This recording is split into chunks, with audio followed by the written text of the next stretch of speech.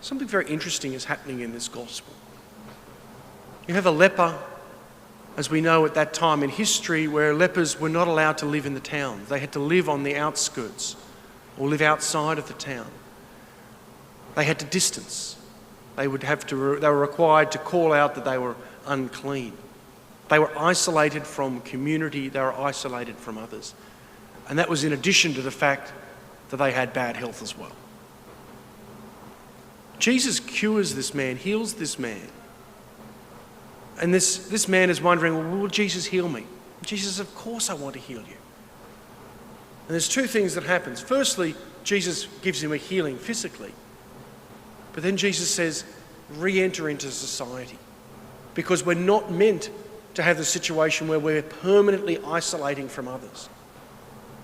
It's important in some contexts, yes, to distance. When we have bad health, we need to distance. And we've learnt this over the last 12 months. But this is not meant to be a permanent situation for life. We're called to be in community.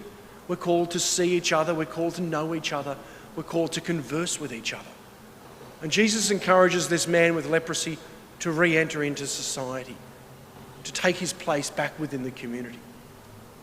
The irony of this situation is, but by doing this, Jesus becomes the one who is isolated. Jesus becomes the one who can no longer live within the town. Not because Jesus was unclean, but Jesus was in so much demand that it caused conflict. And we're told here that Jesus is then not able to go openly into any town, but had to stay out in places where nobody lived. Jesus understands isolation. He understands what we've been going through. Mark tells us this is what Jesus experienced himself. He had to live on the outskirts. He had to live in places where he was in isolation, where he was alone. Not because his health was bad, but he did this for the good of others.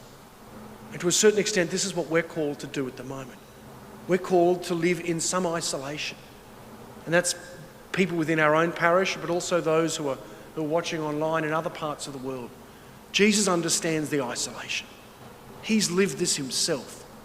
And he's lived this not for himself, but for others. What we're doing at the moment is not just for ourselves. This is an act of charity that we do for others. Let us today be inspired by Jesus, who lived in isolation at times.